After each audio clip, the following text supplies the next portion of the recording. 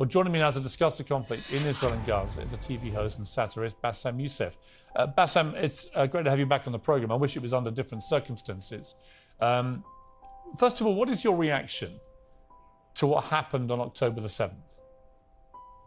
Oh, it was terrible, of course. I mean, we kind of get our news kind of also secondhand because, you know, my wife's family, they live in Gaza. They have cousins and uncles there. Their house also was bombed.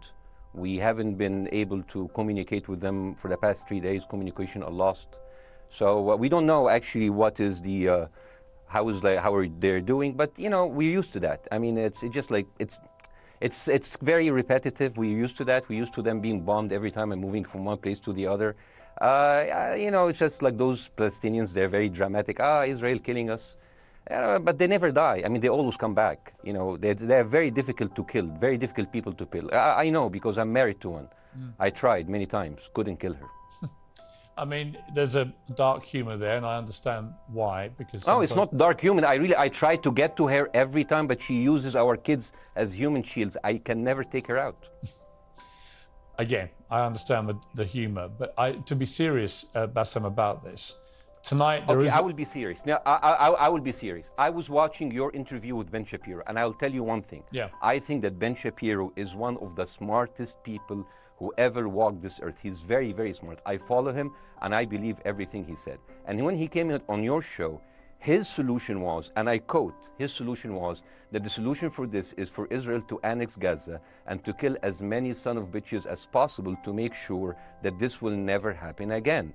And anyone who called for a ceasefire will be a terrorist sympathizer. So God forbid, I don't want to be labeled as a terrorist sympathizer. So I agree with Ben Shapiro. I think we should kill as many son of bitches as possible. Well, let me, so okay, far, but Bassem, so far 3,500 people were killed, including 5,000 son of bitches in the bombing of the Baptist hospital as we speak right now. 1/3 of those 3,500 were children. So my question to Ben Shapiro is, how many more son of bitches do we need to kill so Ben Shapiro is happy? Okay, because it changes Bassem, from one year. It changes from one. I'm sorry that. Listen, I'm really at a disadvantage here. I'm looking at a camera. I don't see you. I can hear you on my ears. The reason I'm interrupting so is I think you might be. I think you're conflating different interviews with Ben Shapiro. He didn't use the phrase "sons of bitches" with me. Let me play to you what he actually said on my show. He did. Go back to your interview. No, he didn't. That was another interview. But let me play what he said to me here. Well, frankly, I don't believe in proportionate response to terrorism. I believe that the way that you stop terrorism is with wildly disproportionate response. That doesn't mean in terms of targeting civilians. It means in terms of killing as many terrorists as humanly possible and allowing them to dictate the terms of engagement by hiding behind civilians in areas that they're supposedly responsible for means that the only option for Israel is to surrender to Hamas's hatred of its own citizens, its willingness to use its own children as human shields. No country worth its salt could ever do that. Now, that is substantively different to what you said he said, right? He's talking there but specifically about Hamas terrorists. I agree with him. The thing is, the question is, what is a proportionate response? Because it has been different from one tier to another. So if you look to this graph, for example, this is the death of Israeli and Palestinians, and it's changing from one year to year. It's like fluctuating like crypto. So my question is today, what is the going rate today for human lives? I mean, 2014 was a great year for Ben Shapiro. 88 Israelis were died, and there was 2,329 Palestinians killed on the other side. That is one Israeli for 27 Palestinians. That is a very good exchange rate. What I'm saying is, what is the exchange rate for today? So you guys will be happy. That's my question. Well, it's not me, guys. I'm not on either side. No, not you. Like when I say you guys, I say like the people on the other side of that. I know that you don't think like that, Piers. You're one of the good guys. But let me tell you something. I mean, the reason that I'm using this is that, I mean, I can't remember what happened in 2014, and there was no music festival, but there must be something. I mean, they must do something. It is their fault. It has to be something. I mean, 2018, 300 Palestinians died. Who's counting, you know? So the thing is, what my question is, let's find what is the exchange rate for human life today so we expect the future death of Palestinians and will be happy to it. My response to that would be this, Bassem. I've thought carefully about this because I think it's very tricky for people like me to immerse ourselves into a conflict where we're not directly involved. And I thought carefully about what I feel about this. I feel that the scale of what Hamas did on October the 7th supersedes anything else I've seen in this conflict, really ever. The savagery, the butchery, the slaughter of 1,300 people, the shooting of babies, the 100%. Kidnapping of grandmothers and so on. So if we can agree on that, which I think is inarguable, then the question then becomes, again, about proportion. I don't disagree that there's been a lot of bad stuff on both sides going back historically for decades. But if we agree that this was on a different level altogether, quite deliberately by Hamas, designed to provoke... No, here's my question. Let me ask you a question. And the question, because you raised it earlier about proportion. I honestly don't know what the proportionate response is. I honestly don't. I don't. I've been watching the airstrikes this week thinking... So what's your question? Well, I would ask you, if you were Israel, what would you... If I was Israel? If you were Israel and that had happened to you, what would you think would be the appropriate way for the country to respond? I would do exactly like Israel did, kill as many people as possible, since the world is letting me do it. I mean, I can do it because I can, you know? But the thing is, you know what? I agree with you. And you know what? I'm going to be even ahead of you, because I see the question coming. Do you condemn Hamas for the atrocity? Yes, I condemn Hamas. I condemn Hamas. I condemn Hamas is the source of all evil. They're a reason for everything. And you know what? Let's, for a minute, imagine a world without Hamas. Right. What will this word look like? Let's give this word a name, and let's name this word the West Bank. Hamas has absolutely no control in the West Bank, and since the beginning of this year, only through August, 37 Palestinian kids were killed. No music festival, no paragliding, no Hamas. Since the occupation of the West Bank, 7,000 Palestinians were killed. No music festival, no paragliding, no Hamas. I can go on and on and on and on. No, but you don't need to, because in a way you're preaching to the choir. I've followed this crisis. Oh no, you're not preaching. So the thing is, like, in the sense that I know that what you're saying has validity. Of course, Piers. By the way, Piers. I am at a disadvantage here. I can hear you. I cannot see you. I am in a claustrophobic room, and so please cut me some slack and don't interrupt me and interrupt my point. Sure. So, because this has to be fair. Understand. Because if you want to only hear your opinion, I can just condemn Hamas and go home. I can do that. So, do you want to do that, or do you have a much more nuanced conversation? No, I absolutely want to have a nuanced conversation. I wasn't aware I was interrupting you. I thought I was letting you speak. Amazing. So I would say I really applaud Israel for doing one thing that no military force in the world does. Because I heard Ben Shapiro and I heard Ron DeSantis, and they said Israel is the only military force in the world that warns civilians before bombing them. I mean, how fucking cute. That is so nice of them. Because with this logic, if Russian troops started warning Ukrainians before bombing their houses, we're cool with Putin, right? I mean, okay, Habibi, you have warned them, go invade, it's fine, you have done your job. I mean, the thing is, and I understand, and I also heard Ben Shapiro talking about Human Shield. So you remember my wife's family, they live in Gaza. So I asked them, I told them, when Israel give you the nice warning, the cute warning, does Hamas force you to stay in your home so you can be bombed and use as Human Shield? You know what, Hassan here, my wife's cousin, he's a loser, you know. He told me, you know, when I asked him, does that happen? He told me, no. The lying son of a bitch lied to me. I told him, you don't understand. Ben Shapiro and Ron DeSantis keep saying that Israel warned you and Hamas asked you to stay put. So I told you, he's a loser. He never kept a job. He even failed in all of the interviews to become like a human shield. I would believe Ben Shapiro. Let me ask you this, Bassem. So let's go with that. No. Let me ask you this. At some point, I must be able to ask you questions. It's not a monologue for you, Bassem. If we agree that for the 14,000 casualties, I mean, who's counting, our human shield, does that mean that every single one of those civilians was standing, obscuring a military target behind them? Because that's a lot of weapons. I mean, Hamas is packing. No, of course it doesn't.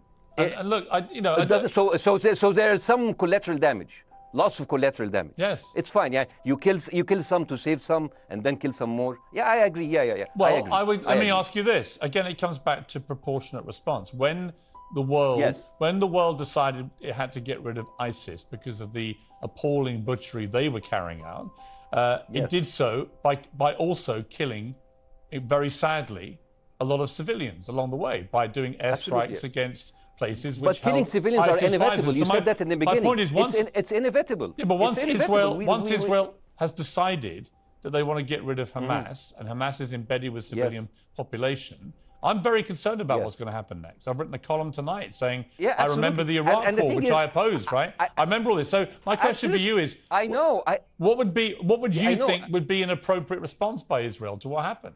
Well, these are years of disproportionate responses of Israel. Right. Did it solve the solution? Did it solve the problem? Did it work before, so it will work? What will be the surprise this time?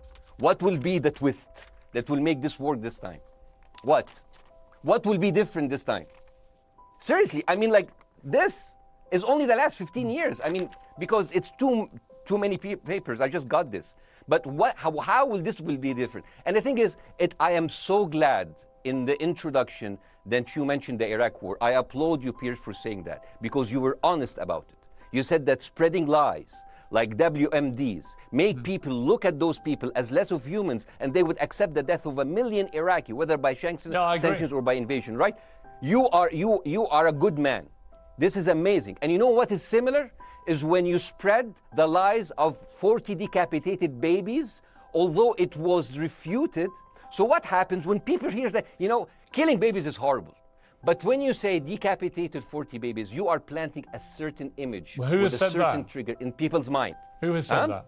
Who has said 40? Who has said that? You have said 40 decapitated. Who has said that? You have repeated. No, I haven't. What? I've never said that. You haven't said on your show 40 decapitated babies? Never.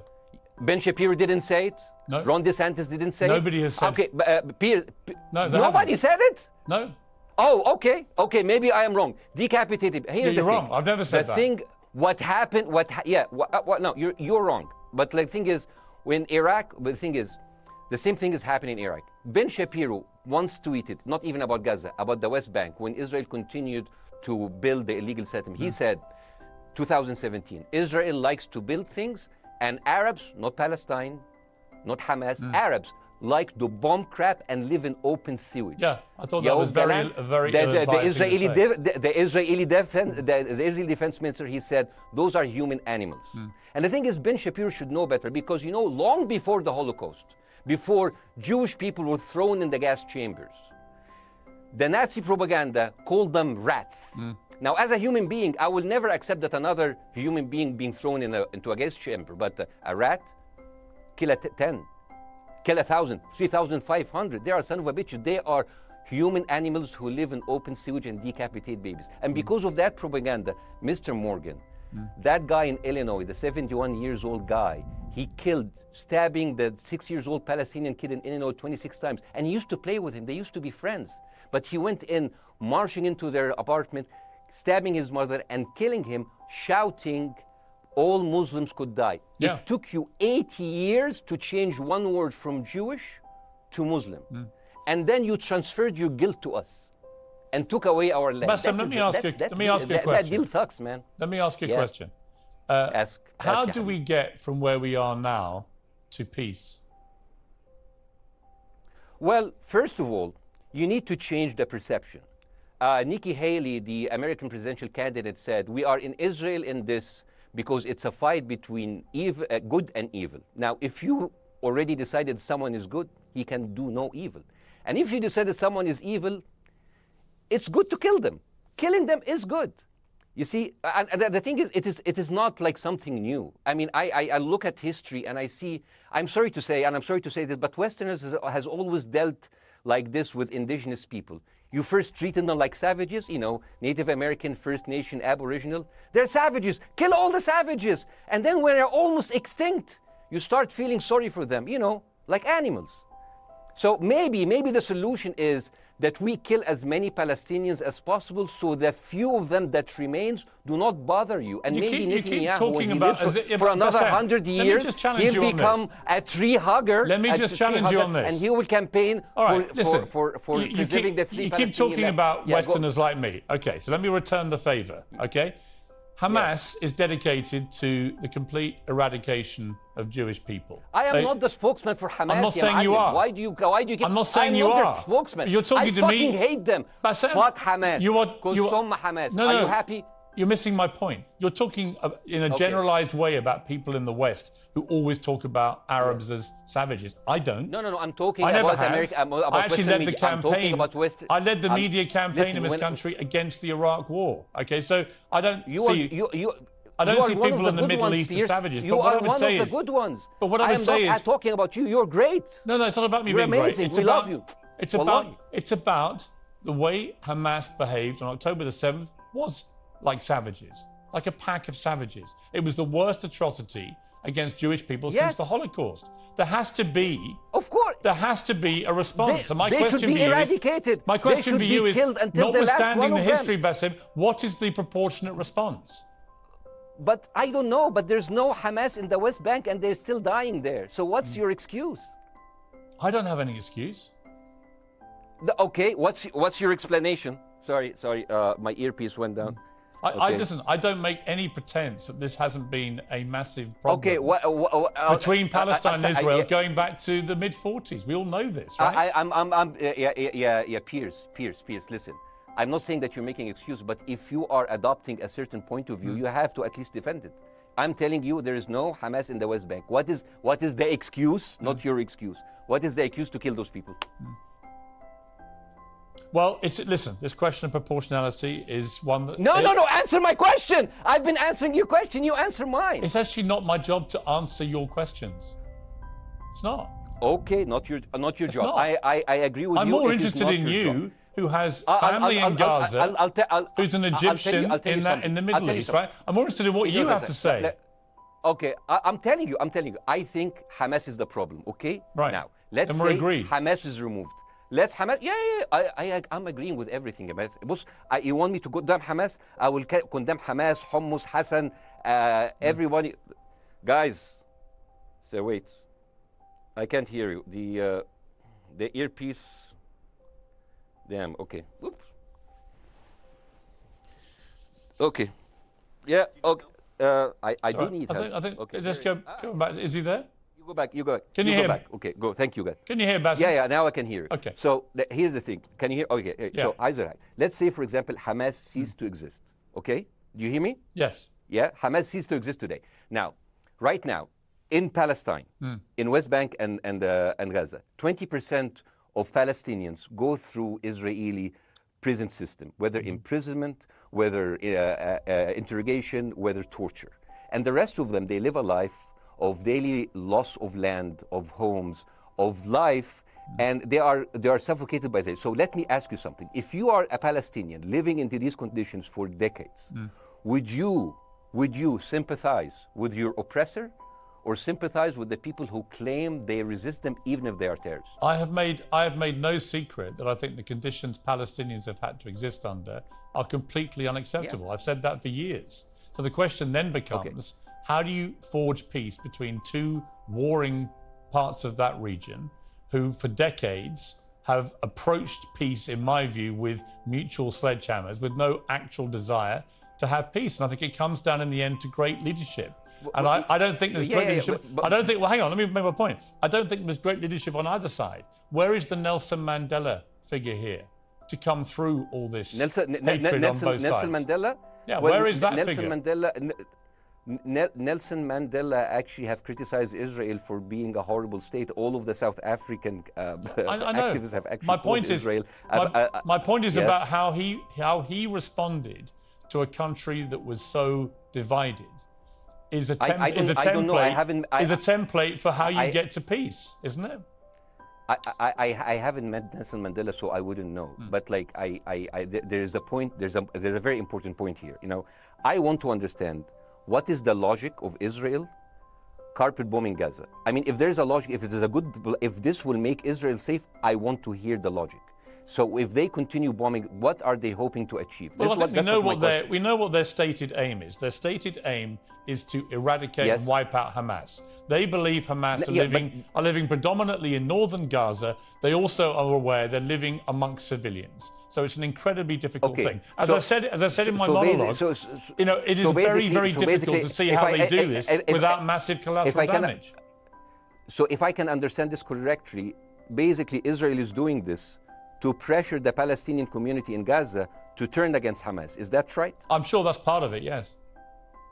That's part of it. So this is exactly what terrorist organizations do, because terrorist organizations will have no chance beating a whole nation in battle. So they terrorize and they kill the civilians in order to spread fear and terror so they can turn against their government to change their policy or to resign. You have just compared Israel with ISIS. No, I haven't. I don't see any comparison between It's going to be the headlines tomorrow. Piers Morgan, Israel is ISIS. Only amongst people who weren't listening.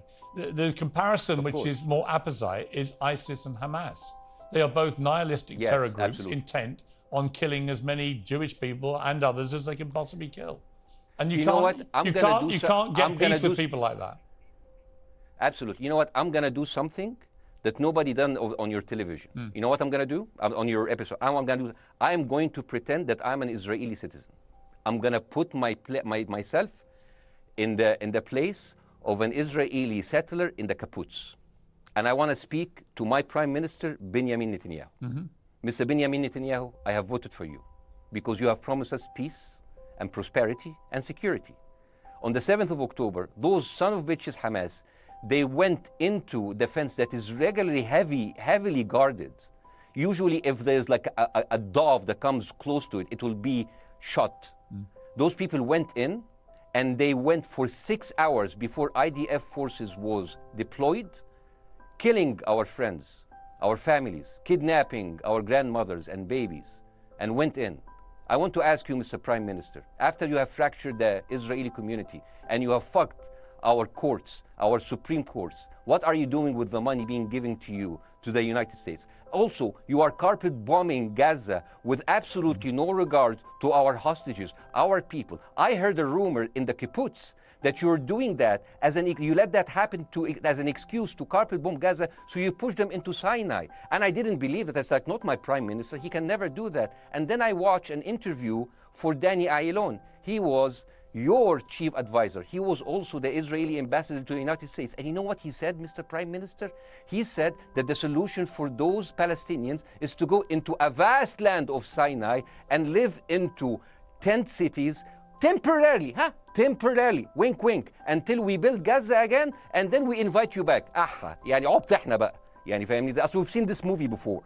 So يعني, and when I saw this, I couldn't explain to my fellows in the kibbutz, how come our Israeli government is trading human lives for another piece of land?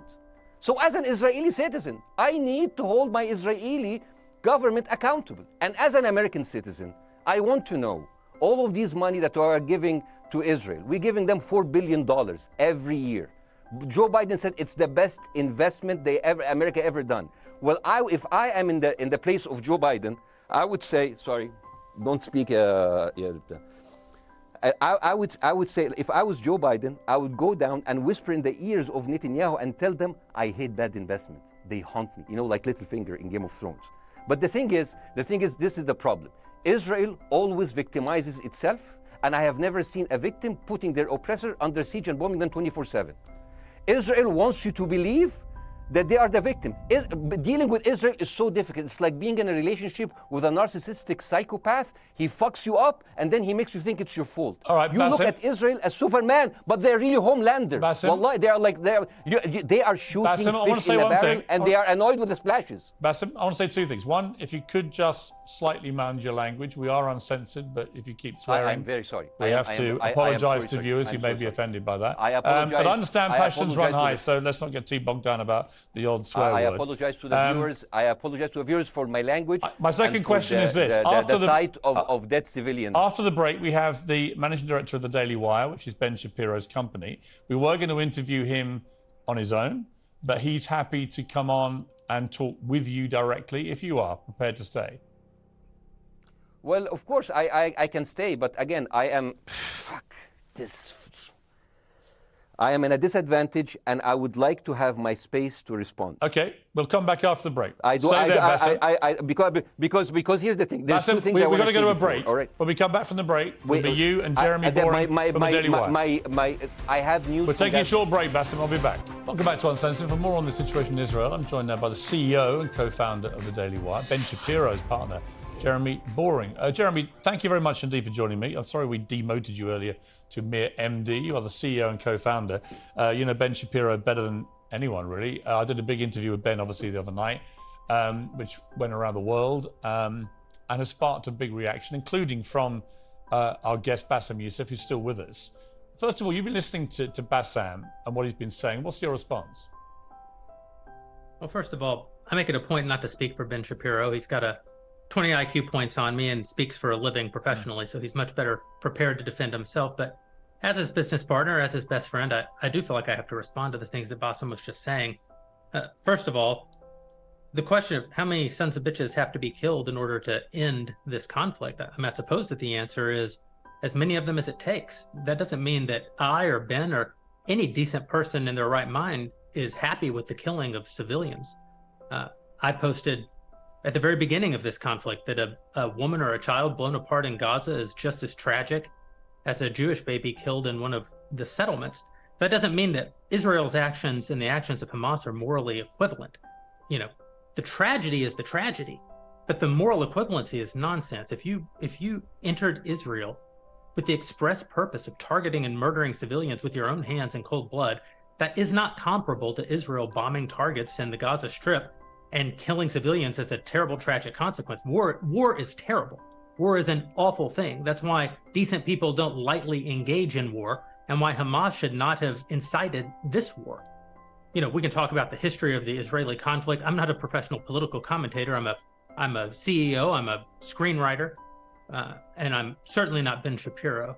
I'm not here to discuss the history of the Israeli-Palestinian conflict, but we all saw what happened on October 7th, and the idea that Israel was not going to react severely to that, or that Israel should not react severely to that, is ludicrous. And the idea that Ben Shapiro should be a moderating voice, that Ben Shapiro should be, saying, no, Israel should not respond in this situation, that's nonsense. Let me ask you though, Jeremy, the question which I think is the big question, what is a proportionate response to that outrage on October the 7th, which is the worst attack on Jewish people since the Holocaust? What is proportionate? If it's true, as reports are suggesting tonight, that there may have been a hospital hit by an Israeli strike and up to 500 people or more have died, that would seem to me, if that is verified, and it's not verified yet, we don't know exactly what has happened other than there's been a hit on this hospital. But if that is verified to have been an Israeli strike, that will strike many people as disproportionate. Certainly. Well, first of all, I don't know what a proportionate response is or why we would want it. I suppose a proportionate response would be for 3,000 Israelis to go through the fence, gun down innocent Palestinian women and children, burn their bodies, burn them alive, take hostages, rape their women.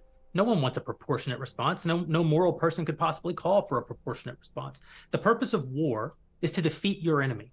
The West has, in my lifetime, forgotten the purpose of war because the true cost of war is so terrible. The last time the West engaged in war and won it was World War II, and they did it through incredible brutality. They did it by bringing their enemies to heel. That is not a thing to That's not a thing to rah-rah about. That's not a thing to look forward to. As I said, all decent people should avoid war. But I think the sort of lie of the post-World War II, the post-war consensus lie, is that somehow war in which you kill a bunch of people and don't secure victory is morally superior to war where you do secure victory. I would say that the only way to morally justify a war is to win it. Otherwise, the very argument that brought you into the war, this enemy must be defeated, ends up being proven a lie. I mean, Afghanistan, I think America had every right to go into Afghanistan. The Taliban was harboring Osama bin Laden and Al-Qaeda. Al-Qaeda flew planes into buildings in the United States, killed thousands of our citizens, brought the nation into untold agony, pain, and horror. America had every right morally to go in and destroy the Taliban and destroy Al-Qaeda. Yeah, but I would argue, the Taliban now rules in Afghanistan. The war was not won. But that's my point, actually. I've done a column about this tonight for The Sun here in the UK, which is I was editor of a newspaper when the Iraq War happened. I opposed it very aggressively as the editor of the paper. And sadly, we were borne out by events. It was a complete disaster, the Iraq War, in my view. It was illegally contested, I think. And the consequences were appalling in terms of loss of life, 1 million people, in terms of ISIS being allowed to breed and create their merry hell around the world, in terms of complete dismantlement of Iraq itself as a functioning country. And I think Afghanistan, again, 20 years of attacking an enemy, which is now running the country again, seemed to me, again, to be kind of pointless. And I do wonder whether Israel, in its blind fury, which I completely understand, has thought through the consequences of actually launching a full air, ground and sea offensive into Gaza as to actually what happens at the end of that. Well, I suppose Israel wasn't really given the opportunity to fully contemplate what the consequences of that action might be, because Israel didn't instigate this war. This war was instigated by a horrible terrorist attack on Israel, and a state is put in a position where it has to respond.